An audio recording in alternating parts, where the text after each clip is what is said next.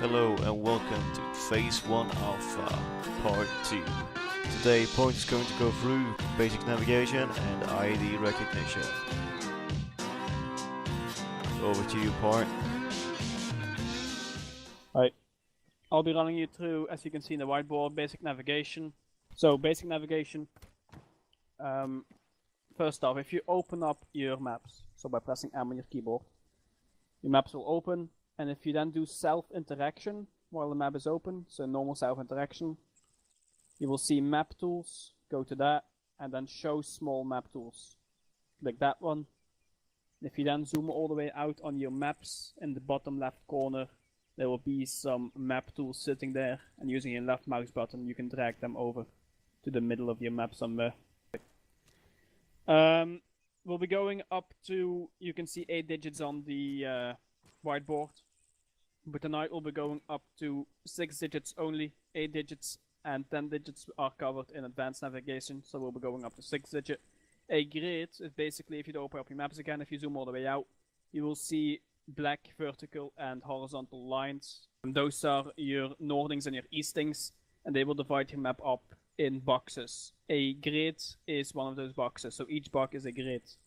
The sentence to remember how to read grids using your map is along the corridor and up the stairs. You can see it on the whiteboard again. On the bottom right, you'll see a little picture along the corridor up the stairs. So that means you read your grids left to right, bottom to top.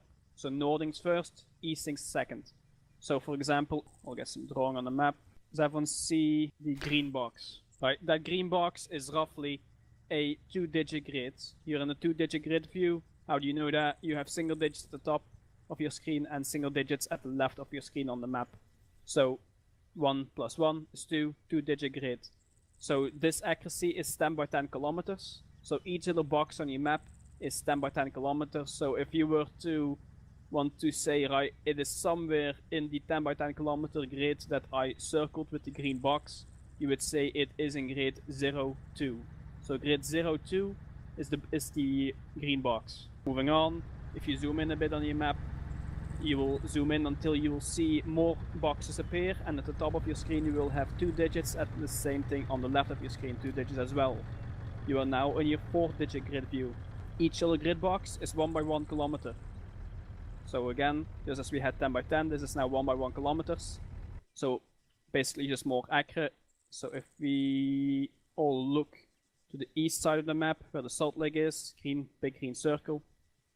If we want, for example, this 1 by 1 kilometer square, we would say this is grid 2, 3, 1, 8. The right, so you read the northing, so the left border first. So that's 2, 3 if you look at the top. Then you read bottom to top, that's 1, 8. So 2, 3, 1, 8. Long corridor and up the stairs. Moving on to the final one, you will have to know, if you zoom in even more, you will have more boxes, and at the top you will have 3 digits, the same thing on the left. This means you are in a 6-digit grid view. So each little box that you are now seeing is 100 by 100 meters accuracy. So this is what you'll be using as normal rifleman. You won't need anything more accurate than that as normal rifleman. So that's what you have. You have your 100 by 100 meters. So again, if we take this is box grid 2, 3, 4, 1, 8, 6. Alright, moving on with the map tools. Okay, I'll put down some markers in the same area. So drag your map tools over to the area we're in. So what we're going to be doing next is we're going to be using our map tools that we just opened up at the beginning. We'll be using that to determine the bearing from one point to another. So if you look at your map tools, just drag them over, you will see that there is a big white circle with numbers on it. There's an inner circle with more numbers. Then you have all the red lines, and the longest red line, your direction of travel.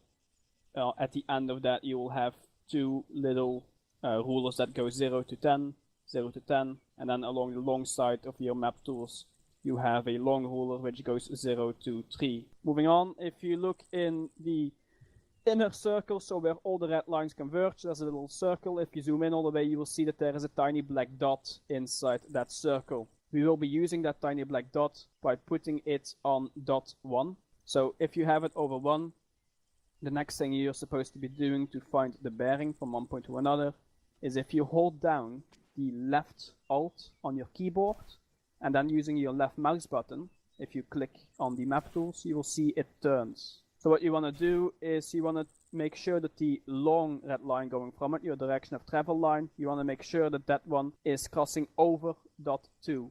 What you do now is simply you read it off what the bearing is from 1 to 2, the normal bearing on the inside circle, which is going from 0 to 360. So you just want to see where the red line that you just aligned goes over. What is the bearing from point 1 to 2? 235.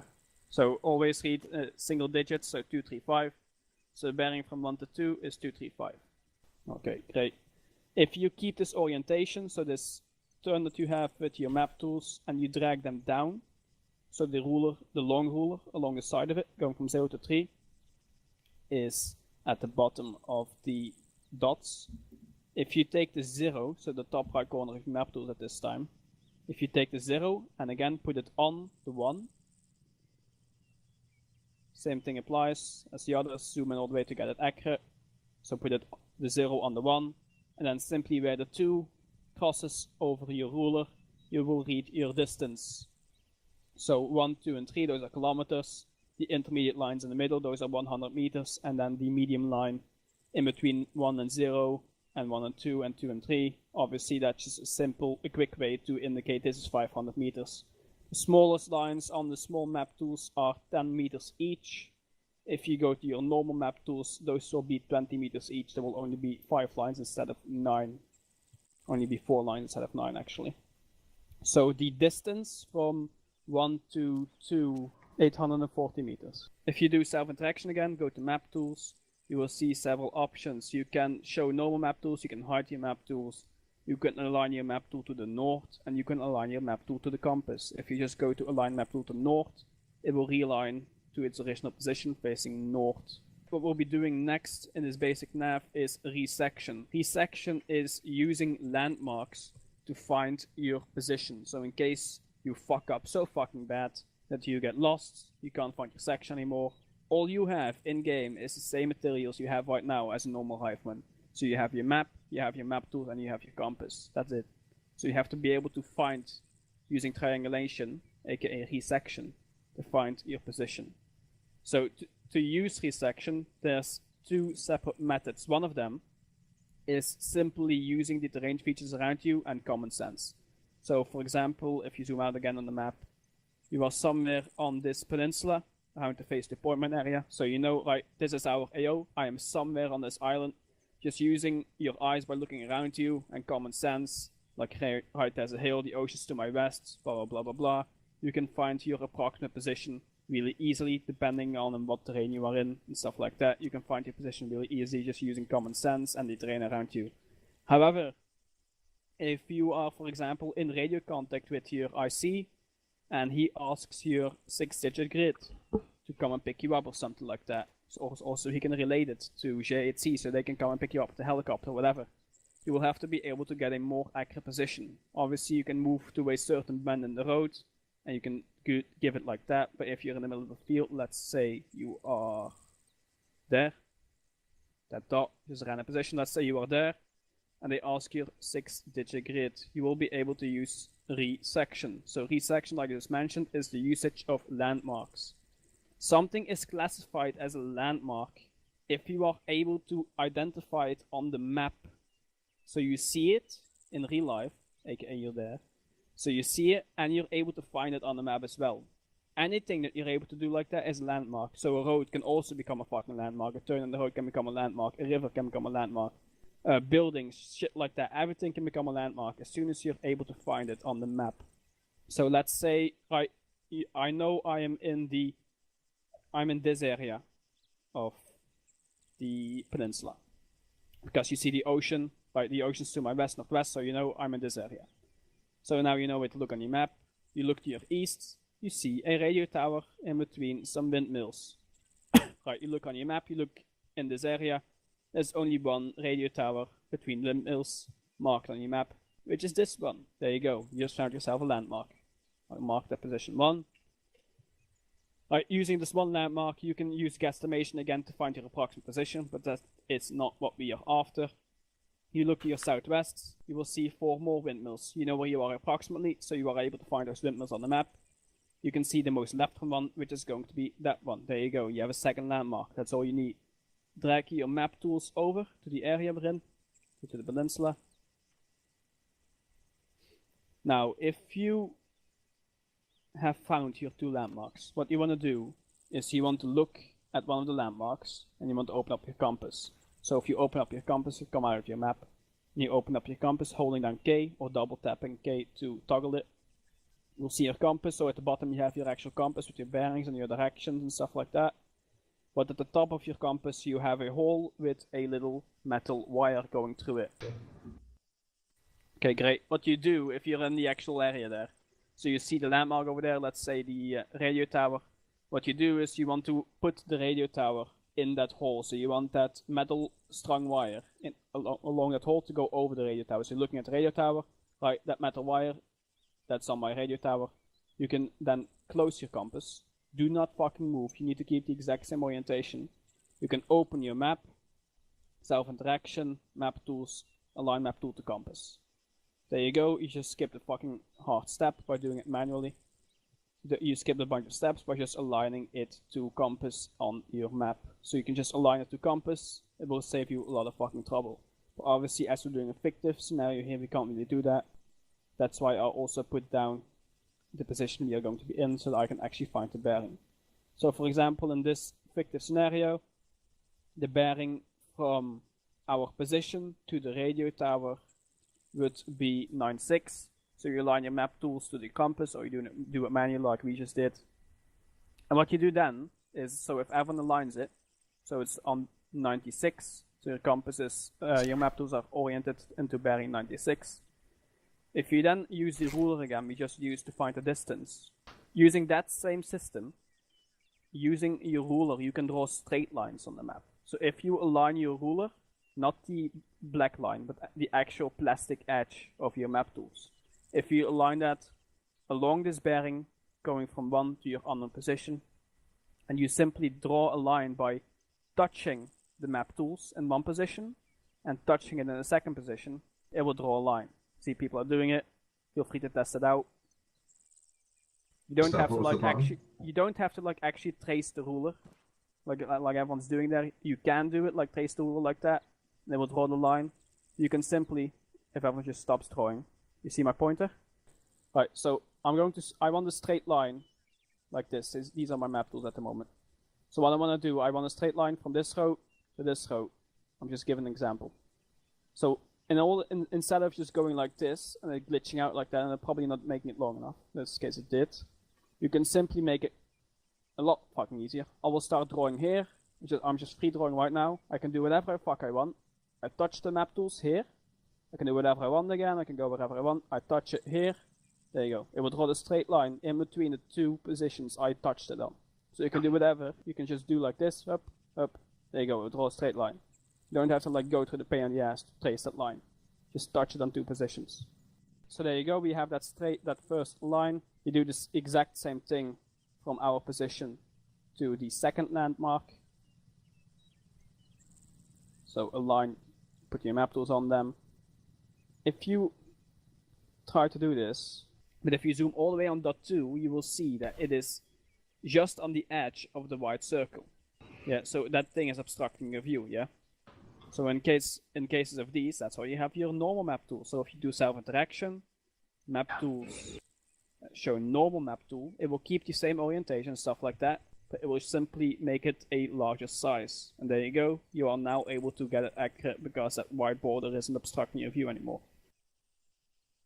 So if you can get me the bearing from our unknown position to point 2. 240. And if you can draw the line. Yeah, there you go. Perfect. If everyone looks at my pointer, where those 2 lines intersect, that's your position. You don't want it extremely accurate. You don't need it extremely accurate actually, because all you want is your 6-digit grid. So all you will be able to give is this accuracy, 100 by 100 meters. On your 8-digit grids, you will be able to give a 10 by 10 meter square, or something like that. But obviously that's not requested, so there you go. You have just found your position using resection, and you are able to give a grid to your IC or whoever is requesting it on the radio you have contact with. If you open your maps, on the bottom right you will also see a box that says contour interval, then a specific amount of meters, that's your elevation in meters, and then below that a line, that's your scale, that also changes as you zoom in and out. So both of those values will change as you zoom in and out. If we go to this area on the map, northwest area of Altus, and you zoom in until your contour interval, so just look at the box, until your contour interval goes down to 2 meters. So as soon as it's at 2 meters, zoom out 1 tick, so it's at 5 meters. So you're at the most zoomed in level on 5 meter interval. So don't want to be on 2 meters, you want to remain on 5 meter interval, but you're at the most zoomed in before it will go to 2 meters. This is the accuracy you will be required to use the elevation, so to use the contour lines. Quickly, contour lines obviously, that's the elevation of a certain position to mark the elevation of all the positions, so you can basically like find on the 2D map how it looks in the real life in 3D. Alright, so if everyone goes over to this area, right, a smaller box, make sure you're again on the 5 meter most zoomed in level. Right, so in Arma, for the elevation, it isn't like real life where they label certain contour lines with a certain elevation. That's how they do it on real maps. In Arma they use point elevation, which means that they give you the elevation of specific points. So that's all the numbers you're seeing on the maps right there. So that's the elevation of that specific point that is never going to be on the contour line, sadly. So you always have to go down or up from that. You have to like count manually because it's never going to be on top of a contour line. Right.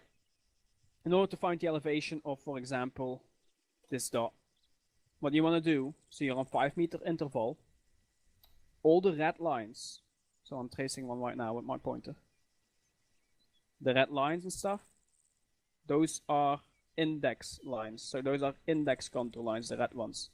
They are the 5th contour line, that's why they're red. So every 5th contour line is a red one. This is a very easy way to find an elevation quickly. So you're just using the index line.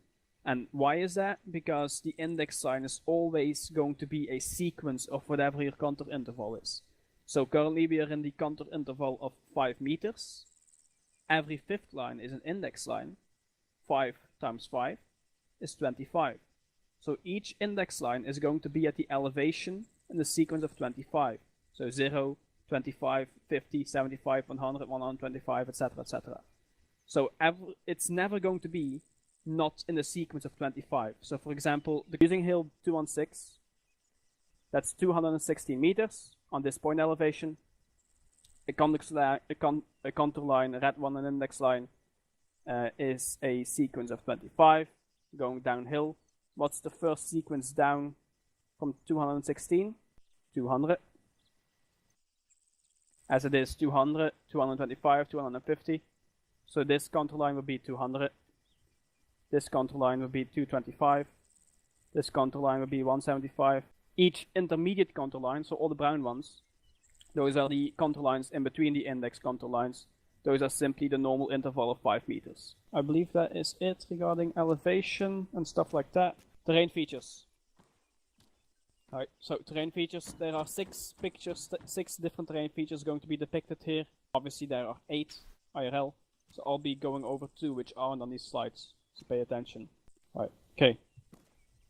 So the first one, top in the middle, that's a spur. The spur basically is just the high ground running down the side of a hill. You can see it on the picture above it, what they mean as well. So that's a spur. I'll mark one on the map. This here is a spur. This here is a spur. This here is a spur. This here is a spur. Moving on to depression. A depression is depicted with, in real life at least, with contour lines with little ticks on it going inward toward the low ground. In Arma we don't have any ticks in our contour lines, so obviously we do not have that. If you look to where we are currently, which is the swamp, yeah, right, that swamp is a depression. Every lake, stuff like that, if you look at the contour lines around it, so the contour lines at the bottom, almost no elevation change, so that swamp is a depression. It's a large one though, but it is still a depression. Right, a ridge or a ridge line, a collection of hills and saddles, so it's just basically a collection of connected high ground. Moving on to the next slide. Everyone knows what the fucking hill is. A saddle, I just brought it up. A saddle is the dip in between two hills. It has higher ground on two sides of it and low ground on the other two sides of it. So if you go back to the other slide, if you look at the ridge picture, above the contour lines you will see like a little icon of what it looks like when you're actually looking at it. So all those little dips in between the hilltops, those are all saddles. Again, on your map, if you go over to the same area, that's a saddle. A valley. People tend to call whatever looks like a valley automatically a valley. This is not specifically the case. So obviously, a valley is the high ground, as you can see in the picture. The low ground in between hills or mountains. But there is a big difference in between a valley and one of the ones that isn't on here, and a re-entrant. A valley has room to maneuver at the bottom of it. So something's a valley as soon as there is room to maneuver at the bottom. So there's a road or there's been a big river or something like that. There's flat ground at the bottom, there's room to maneuver. This is depicted if you look at the contours. As you can see, there's not actual like contours on the yellow marked area itself. That's because a valley is depicted as U-shaped contour lines. So it's flat at the bottom of it. Then it is a valley, there's room to maneuver. So keep that in fucking mind, important. If there is no room to maneuver, it is a re-entrant.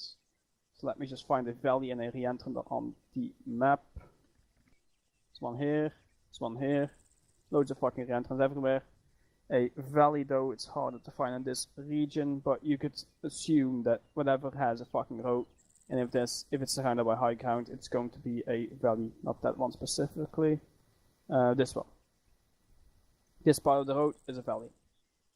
You obviously have better examples, like this one. If you go down to the south and look at the red line there, that's a valley. But moving up from the valley here, the next line, that's a re-entrant. So a re-entrant, as you can see from the examples, are V-shaped contour lines. So they're not U-shaped, they're V-shaped. If you look at the spur picture, in between the two spurs, there you go, re-entrant. If you look on the valley picture here again, if you look in the valley picture, you see those V-ticked contour lines on the right hill going up. That's another re-entrant, so I'll point here as well. Those V-ticked contour lines going up the right hill, those are re-entrants. So make sure you know how this fucking shit is called. If you go over to the airfield in the red circle, you will see that a re-entrant not only exists going up and down a hill, re-entrants can also simply be dried out riverbeds. Actually, sorry, I skipped one. The escarpment, aka cliff, in the British English it's an escarpment. If you go over to the peninsula again, where we just did the resection, on the south side of it, especially on this one, obviously in real life an escarpment is marked with the ticks as you saw on the depression picture. You can see those little ticks going towards the low ground. If it's an actual cliff, aka escarpment, you will have ticks as well. Obviously we don't have that in Arma. So contour lines that are really fucking close to each other, like that one there, that's probably going to be an escarpment. So a cliff. Right. That's all the terrain features, that's everything for basic nav ID recognition. Right. So we are in a counterinsurgency operation, fighting IS. So the ID threat is extremely high. This comes with one of our mods, so these expand the IED system. So, like the IDs you will encounter, besides the vanilla IDs that everyone hopefully knows, so these are the special ones. You have the propane tank, a 120mm artillery shell, dual, so two 130mm artillery shells, a 152mm artillery shell, and a pipe bomb. Don't worry, these are not armed. Alright, so these things can be triggered in different ways. They can be set on a pressure plate, they can be set on a tripwire, but which is most likely used is they can be set on a remote trigger, which is going to be a cell phone which one Taliban fox calls when you pass one of their sighting points. So you probably have a digger, aka a spotter, watching you, and when you move past one of their landmarks that they have put out, like a barrel or something like that, they will call the number and the thing will blow up. Even the 120mm shell, if they blow it up in the middle of your section, it will wipe your section out. You're all dead. No questions asked. Obviously, it's not going to be visible like this, as you can see behind me here. These little heaps. That's the same things dug in. These can be dug in. Obviously, it's not going to be looking... This one's hovering for some reason, so you just ignore that. Little pipe bomb here. Obviously, it will not look like that in-game, so it will not look like the white salt texture like it does here now. It will take the texture from the ground, so it's going to be a dirt texture. Or might even have like fallen leaves and shit on it, depending on what forest you put it in. So, it goes without saying that these things are extremely hard to spot. If they're dug in along the road somewhere, they are extremely hard to spot. It's mainly your point man, his responsibility to spot these things. As you can imagine, these do get missed every now and then. So it is everyone, in the entire section, it is everyone's responsibility to watch your sector for any IEDs. So for example, you're in a staggered column, you're the third of the four guys, so you're watching left or right, whatever it is. And on the side of the road, you see a heap that looks very fucking suspicious. So a heap of dirt that looks suspicious, spot like these. That's where we're on the recognition here. That's when you use your radio. One of the few moments you're allowed to use break, and you shout to your IC, there's a fucking IED here, or possible IED if you're not sure. And everyone will back the fuck up, get the fuck out of there, and the point man will get his Valen out and check it if he can't identify it by visual. The infantry simply marks and avoids IEDs, so all we do is we use spray paint as point man, spray paint to mark proven routes, safe routes, and a red cross in the direction of the IED, and they will call it in on a long range EOD, so explosive ordnance disposal will be called in, and they will have those little Talon robots, those little cute robots on little tracks that come up, drop a demo block on it, fuck it up, it will blow up. Will blow the robot up as well, probably, depending on who's going to be triggering it. And they also, EOD also has those fancy bomb suits you can see in the movies and stuff like that, like green bomb suits, they have those as well. So all you will have to be able to do as normal infantry is spot these things.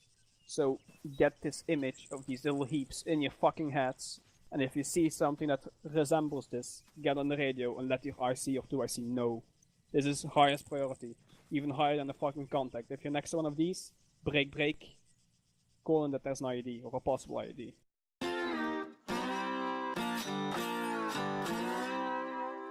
Thank you, Port. That was all of Phase 1 Alpha. Hope you enjoyed. See you next time and have a good one, as always.